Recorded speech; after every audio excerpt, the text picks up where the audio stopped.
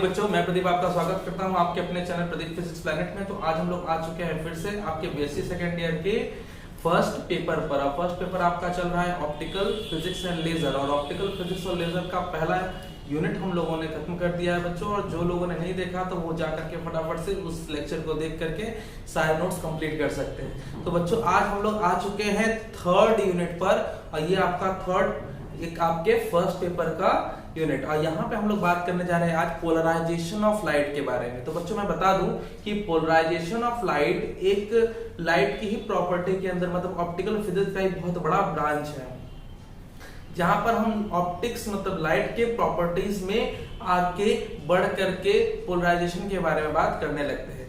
जब हमारे पास कॉन्सेप्ट आता है कि पोलराइजेशन क्या होता है, तो उससे पहले हमें लाइट के वाइब्रेशन को थोड़ा समझना पड़ता है। पुराने कॉन्सेप्ट के हिसाब से हम लोग ये मानते हैं कि लाइट जो है उसके पर्टिकुलर वाइब्रेशंस होते हैं, और वो वाइब्रेशन किसी एक निश्चित दिशा में ना होकर के, किसी पर्टिकुलर डायरेक्शन में ना होकर के, सभी पॉसिबल डायरेक्शन में होते हैं, सभी संभव दिशाओं में होते हैं। और ये वाइब्रेशन जब आगे बढ़ते हैं तो आगे बढ़ करके इसी तरीके से सरफेस पर गिर करके अपने प्रभाव को देते हैं। लेकिन बात यहाँ पे समझ में नहीं आती कि लाइट इतने छोटे पार्टिकल्स, इतने टाइनी पार्टिकल्स, और इनको हम देख नहीं सकते, तो इनके वाइब्रेशन का अंदाजा हमें लगेगा कैसे। तो यहाँ पर लगाने के लिए हमें एक कॉन्सेप्ट की जरूरत थी, और वहां कॉन्सेप्ट आता है पोलराइजेशन का।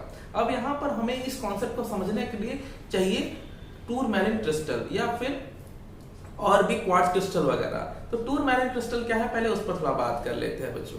तो टूरमैलिन क्रिस्टल देखिए एक ऐसा क्रिस्टल है जिसमें क्रिस्टलोग्राफिक स्ट्रक्चर्स जो होते हैं वो लीनियर होते हैं, मतलब उसमें जो एटॉमिक स्ट्रक्चर्स होंगे उसके, वो क्रिस्टलोग्राफिक या फिर उस टूरमैलिन के जो क्रिस्टल होंगे वो लीनियरली अरेंज होते हैं। और इतना जान लीजिए कि वो इतने छोटे स्पेस पर होते हैं कि उससे लाइट हो करके पास हो सकती है, मतलब लाइट के जाने की वो एक्सेस होती है, लाइट को पास एक्सेस देता है। कौन? वो हमारा क्रिस्टल, जिसके क्रिस्टल के बारे में बात कर रहे थे, टूरमैलिन क्रिस्टल। तो टूरमैलिन के जो क्रिस्टल्स होते हैं वो लीनियरली अरेंज होते हैं और एक दूसरे के पैरेलल होंगे, उसके सारे एटॉमिक स्ट्रक्चर, और उसको हम क्रिस्टलोग्राफिक एक्सिस भी कहते हैं। अब क्रिस्टलोग्राफिक एक्सिस के साथ जो हमारा टूरमैलिन क्रिस्टल है उसको दो पार्ट में डिवाइड कर लीजिए। पहला जो क्रिस्टल होगा उसका नाम आप दे सकते हैं पहला P1, और दूसरे वाले को बोल सकते हैं आप P2। अब जब किसी लाइट को इस पर्टिकुलर क्रिस्टल पर गिराते हैं तो उस क्रिस्टल से होकर गुजरने वाली लाइट गुजरती तो है, लेकिन कहानी थोड़ी सी चेंज हो चुकी होती है, क्योंकि हम लाइट को देख करके नहीं बता सकते कि क्या चीजें चेंज हुई है, इसलिए अभी हमारे पास ज्यादा इंफॉर्मेशन नहीं थी। तो फिर हमने क्या किया, इसको एनालिसिस करने के लिए सेम प्लेट को, मतलब सेम क्रिस्टल को उसके सामने एज अ पैरेलल रखना शुरू कर दिया। पहले हमने देखा कि जब दोनों क्रिस्टलों को एक दूसरे के पैरेलल रखा और फर्स्ट प्लेट के सामने हमने किसी सिंपल लाइट सोर्स को रख दिया, तो जो फाइनली जो सेकंड प्लेट से लाइट निकलती है वो लाइट आपको मिलती तो है, लेकिन इस बार जो लाइट मिली है उससे हमें बहुत ज्यादा इंफॉर्मेशन नहीं मिली, लाइट बस मिली। Okay fine. फिर हमने क्या किया कि सेकंड वाले प्लेट P2 को थोड़ा धीरे धीरे रोटेट कराना शुरू किया। किसको? पहले वाले P1 को नहीं, दूसरे वाले प्लेट को। जब हमने धीरे धीरे रोटेट कराना शुरू किया तो हम देखते क्या है कि जो लाइट है जो सेकंड प्लेट से निकल रही है वो इमर्जेंस लाइट जो है वो वैरी कर रही है, बदल रही है, कम हो रही है, और एक टाइम ऐसा आ जाए कम होकर के खत्म हो जाएगी, कोई लाइट नहीं पहुंचेगी। यहाँ पर एक नया कॉन्सेप्ट हमें समझ में आता है कि जब लाइट किसी पहले वाले प्लेट से गुजरी तब तो लाइट को पास मिला होगा, लेकिन दूसरे वाले से गुजरने के बाद लाइट पास नहीं हो पाई। यहाँ पर एक आइडिया तो मिल गया हमें कि लाइट पहले वाले से इसके वाइब्रेशन जो है, इसके कंपन जो है वो रिस्ट्रिक्ट हुए होंगे, और जब दूसरे से पास हुए तो दूसरे वाले ने अगर पहले वाले एक्सिस के पैरेलल था उससे पास होने के बाद उसने लाइट को जाने तो दिया, लेकिन अगर हम दूसरे वाले घुमा दे तो उसने दूसरी वाले केस में लाइट को रिस्ट्रिक्ट कर दिया पूरी तरीके से, और लाइट को पास नहीं होने दिया। यहाँ पर लाइट के पोलराइजेशन की सबसे बड़ी टेंडेंसी सामने आती है, और ये पता चलता है कि जो इसके वाइब्रेशन होंगे लाइट के वो कैसे होंगे, उस प्लेन के परपेंडिकुलर होंगे। आइए थोड़ा देखते हैं इस टॉपिक में हमें लिखना कैसे है। तो यहाँ पे हमारा पोलराइजेशन थर्ड यूनिट है बच्चों। जो लोगों को नहीं पता है मैं बता दूं, ये यूनिट थर्ड हम लोग बात कर रहे हैं, और इस यूनिट थर्ड में हम लोगों ने स्टार्ट किया कहां से? When a ordinary light is incident normally on a face of tourmaline crystal plate P1 and P2 which are cutted parallel to the crystallographic axis। दो पैरेलल आपके प्लेट्स हैं, वो टूरमैलिन क्रिस्टल के प्लेट्स हैं, ठीक। the emergent light shows a variation in intensity P2 is rotated. बात clear हो रही है? जैसे जैसे P2 को रोटेट करेंगे आपकी जो इमर्जेंट लाइट है थोड़ा वेरिएशन देखने को मिलता है, यही कहानी आगे बढ़ती है। The intensity is maximum when axis of P2 is parallel to that of P1. ठीक, थोड़ा यहाँ पे देखिएगा, पहले वाले डायग्राम में ये फिगर 1 है, जिसमें जब लाइट दोनों पैरेलल वाले एक्सिस से होकर गुजरती है तो आपको इंटेंसिटी मैक्सिमम देखने को मिलती है। अगर ये बात हम फिगर 1 में देखते हैं, अगर then intensity is minimum when axis of P2 is right angle that of P1 as shown in figure P2। तो यहाँ पर ये फिगर सेकंड में हमने देखा कि जब हमने इसको घुमा करके राइट एंगल कर दिया P1 के रिस्पेक्ट में, तो कहानी क्या है, यहाँ पे कोई भी लाइट नहीं मिलती, लाइट पास नहीं मिला, लाइट को पास नहीं मिला मतलब जीरो इंटेंसिटी देखने को मिली।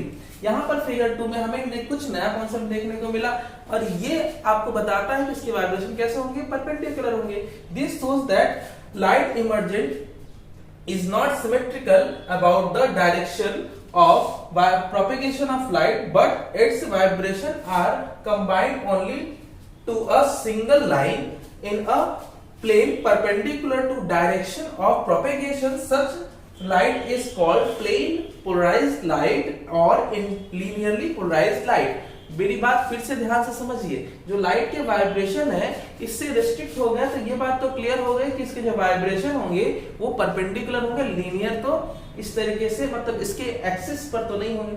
तो इसके जो वाइब्रेशन है एक दूसरे के जरूर पैरेलल है, लेकिन इस क्रिस्टल के अब परपेंडिकुलर हो चुके हैं। और ये भी बताता है कि इनका जो प्रोपेगेशन है मतलब आगे चलने का एक्सिस है उस डायरेक्शन में ये बल्कि वाइब्रेट ना करके प्रोपेगेशन के परपेंडिकुलर वाइब्रेट करते हैं। ये बात हमको यहाँ पे पता चली और ये पता चला कि जब लाइट इससे गुजरना चाह रही है तो वे एक दूसरे के फेज में रहे होंगे, जिससे लाइट जो है वो दूसरे वाले क्रिस्टलोग्राफिक एक्सिस से पास नहीं हो सकी, रिस्ट्रिक्ट हो सकी। तो जब कोई ये वाली लाइट मतलब सोर्स लाइट किसी क्रिस्टल से होकर गुजरेगी तो ऐसी लाइट को ये वाली लाइट आपकी कहलाएगी प्लेन पोलराइज्ड लाइट, क्योंकि ये प्लेन के रिस्पेक्ट में अब किसी एक ही डायरेक्शन में वाइब्रेट कर रही है। क्यों एक ही डायरेक्शन में? क्योंकि अगर एक डायरेक्शन ना होती तो कभी भी लाइट पास नहीं होती। मतलब जब लाइट किसी क्रिस्टल से मतलब टूरमैनिक क्रिस्टल से होकर निकलेगी तो प्लेन पोलराइज्ड लाइट कहलाएगी, या फिर एक दूसरे के साथ पैरेलल और एक ही डायरेक्शन में वाइब्रेट करने के कारण इसे हम लीनियरली पोलराइज्ड लाइट भी कहते हैं। ठीक, आगे देखते हैं इलेक्ट्रोमैग्नेटिक पॉइंट ऑफ व्यू से, देखते हैं क्या बातें समझ में आती है। हाँ तो बच्चों हमारे पास क्या है कि इलेक्ट्रोमैग्नेटिक कॉन्सेप्ट कुछ और ही कहता है। इलेक्ट्रोमैग्नेटिक कॉन्सेप्ट जो कि मैक्सवेल का दिया हुआ है, उन्होंने कहा कि लाइट जो है वो दो वेक्टर से बने हुए हैं, एक है इलेक्ट्रिक फील्ड वेक्टर और दूसरा है मैग्नेटिक फील्ड वेक्टर। और ये सही भी है कि इलेक्ट्रिक फील्ड वेक्टर और मैग्नेटिक फील्ड वेक्टर इसलिए क्योंकि इलेक्ट्रोमैग्नेटिक वेव है हमारी लाइट, तो इसमें इलेक्ट्रिक फील्ड वेक्टर और मैग्नेटिक फील्ड वेक्टर दोनों एक दूसरे के परपेंडिकुलर होते हैं, जो कि फील्ड में जब चलते हैं मतलब प्रोपेगेट होते हैं तो इनके वाइब्रेशन प्रोपेगेशन के भी परपेंडिकुलर होता है। तो कॉन्सेप्ट यहाँ पर क्या है, according to electromagnetic theory of light, a light wave consist of electric and magnetic field vector vibrating mutually perpendicular plane and being perpendicular to direction of propagation of light। हमने क्या बोला कि इनके वाइब्रेशन कुछ ऐसे होते हैं, इलेक्ट्रिक फील्ड वेक्टर और मैग्नेटिक फील्ड वेक्टर दोनों का वाइब्रेशन ऐसे होगा और ये कुछ इस तरीके से मीडियम में आगे बढ़ेंगे।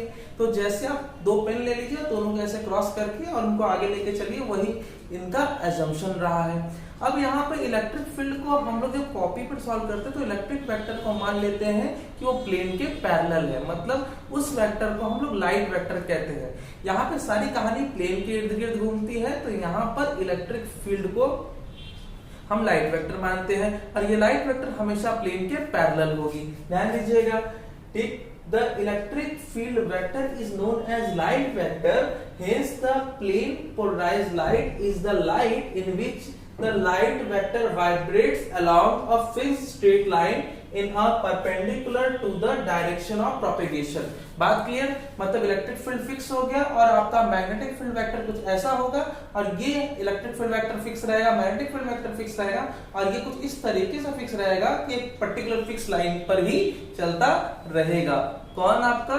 ये आपका कोई और नहीं, इलेक्ट्रिक फील्ड वेक्टर है, तो उसी लाइन के ये प्लेन पर ऐसे स्ट्रेट लाइन पर आगे बढ़ेगा। तो ये है कहानी आपकी इलेक्ट्रोमैग्नेटिक वेव की थ्योरी के रिगार्डिंग। थोड़ा और आगे बढ़ते हैं और इसके कुछ इंपॉर्टेंट पॉइंट्स मतलब नोट पॉइंट्स पढ़ते हैं। नोट पॉइंट्स में हम जानेंगे कि प्लेन पोलराइज्ड लाइट एक्चुअली और अनपोलराइज्ड लाइट को हम कैसे रिप्रेजेंट करें। तो यहाँ पर पहले बात करें, जब हम अनपोलराइज्ड लाइट के बारे में बात करते हैं तो अनपोलराइज्ड लाइट कैसे होते हैं, जिनके वाइब्रेशन आपके प्रोपेगेशन के परपेंडिकुलर होता है।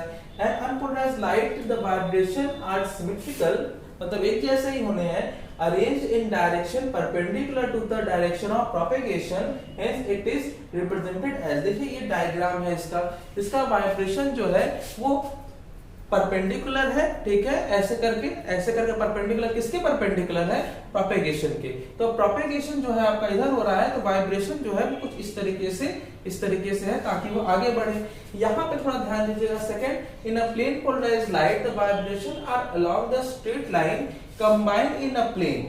बात क्लियर करिए, यहाँ पर जो भी आपके प्लेन पोलराइज्ड लाइट के बारे में बात हो रही है, इनके वाइब्रेशन जो होंगे वो प्लेन के रिगार्डिंग चेक किए जाते हैं। ये है हमारा प्लेन, तो प्लेन पर इनका वाइब्रेशन अगर ऐसे है और ये वाइब्रेशन तो इनके प्रोपेगेशन के परपेंडिकुलर होगा, ये तो तय है। लेकिन अगर ये वाइब्रेशन इस प्लेन के पैरेलल है तो, और केवल एक ही वाइब्रेशन है, तो ऐसी लाइट को आप प्लेन पोलराइज्ड लाइट कहेंगे। तो इसको दो पार्ट में रखा गया था। एक तो अगर एक ही पर्टिकुलर डायरेक्शन में है जो कि प्रोपेगेशन के परपेंडिकुलर है, तो ये हुआ plane polarised light. Plane polarised को भी दो अलग अलग कैटेगरी में रखा गया, एक पैरेलल टू द प्लेन और एक होता है परपेंडिकुलर टू द प्लेन। यहाँ पे देखिए पैरेलल टू द प्लेन के बारे में बात हो रही है। पैरेलल टू द प्लेन का मतलब है कि इनके वाइब्रेशन प्लेन के पैरेलल है और प्रोपेगेशन के परपेंडिकुलर है।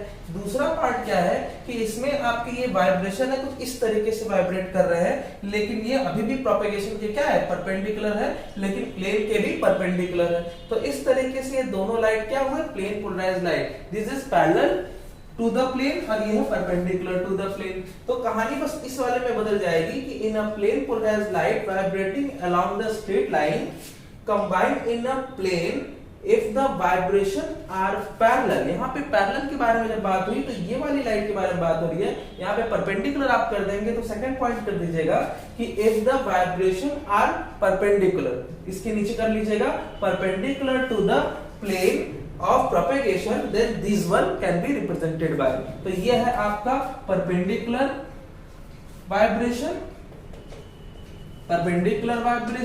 और ये है आपका बच्चों पैरेलल वाइब्रेशन। ठीक है, ध्यान दीजिएगा और दोनों को नोट कर लेंगे, इसके नीचे लिख जरूर लेंगे। ये आपको इसको रिप्रेजेंट करता है और यहाँ पे परपेंडिकुलर इसको रिप्रेजेंट कर पाएगा। आगे बात करेंगे कि अगर हमारे पास इसके अलावा पार्शियल हो तो क्या हो, आइए देखते हैं। हाँ, तो बच्चों हमारे पास एक थर्ड और लास्ट नोट है और ये है आपका पार्शियली प्लेन पोलराइज्ड लाइट। ऐसा क्या होता है कि सारे परफेक्ट प्लेन पोलराइज्ड अगर लाइट नहीं है और उनमें से कोई एक प्लेन से बाहर वाइब्रेट कर रहा है, तो ऐसे केस में, या केवल एक नहीं कई सारे ऐसे वाइब्रेशंस है जो प्लेन से थोड़ा बाहर वाइब्रेट कर रहे हैं, तो ऐसे केस में उसको परफेक्ट प्लेन पोलराइज नहीं कह पाएंगे। तो ऐसे केस को हम लोग कहते हैं पार्शियली प्लेन पोलराइज्ड लाइट। तो अगर ये वाइब्रेशन प्लेन पर है तो ठीक है, लेकिन अगर प्लेन को बाहर निकल रहा है, प्लेन से छोड़ रहा है अपने वाइब्रेशंस को, या फिर दूसरे वाइब्रेशन मतलब दूसरे डायरेक्शन में वाइब्रेशन कर रहा है जो कि है प्रोपेगेशन के परपेंडिकुलर, तो ऐसे लाइट को हम लोग कहते हैं बच्चों पार्शियली प्लेन पोलराइज्ड लाइट। तो पार्शियली प्लेन पोलराइज्ड लाइट की कहानी आपको आगे थोड़ा और ज्यादा क्लियर होगी। तो ऐसे समझिए कि पार्शियली की जांच कैसे होती है कि जब पहली वाली सेक्शन से निकली थी तो लाइट तो पहचान में आ जाती है, लेकिन अगर मैं दूसरे वाले केस में जब मैंने बताया था कि जब दूसरे वाले पोलराइजर जब परपेंडिकुलर हो गया तो लाइट नहीं पहुंच रही थी, ऐसे केस में अगर पार्शियल प्लेन पोलराइज्ड लाइट होती तो वहां से परपेंडिकुलर करने के बाद भी कुछ ना कुछ लाइट पास हो जाती। तो ऐसे केस में उस लाइट को जो उस सेकंड वाले पोलराइजर पे आई होगी या क्रिस्टल पे आई होगी, उस लाइट को आप कहते हैं पार्शियल प्लेन पोलराइज्ड लाइट, जिसमें जो वाइब्रेशन प्लेन के पैरेलल या फिर प्लेन को फॉलो नहीं करता था, प्लेन से बाहर था, वो पास नहीं होता, और ऐसी लाइट को हम रिफर कर देते हैं पार्शियल प्लेन पोलराइज्ड लाइट। तो बच्चों अगले क्लास में हम प्लेन ऑफ वाइब्रेशन के बारे में बात करेंगे। आज के लिए बस इतना ही। चैप्टर स्टार्ट हो चुका है तो फॉलो करते रहिए, बने रहिए हमारे साथ। तब तक के लिए अब हम आपसे विदा लेते हैं। धन्यवाद।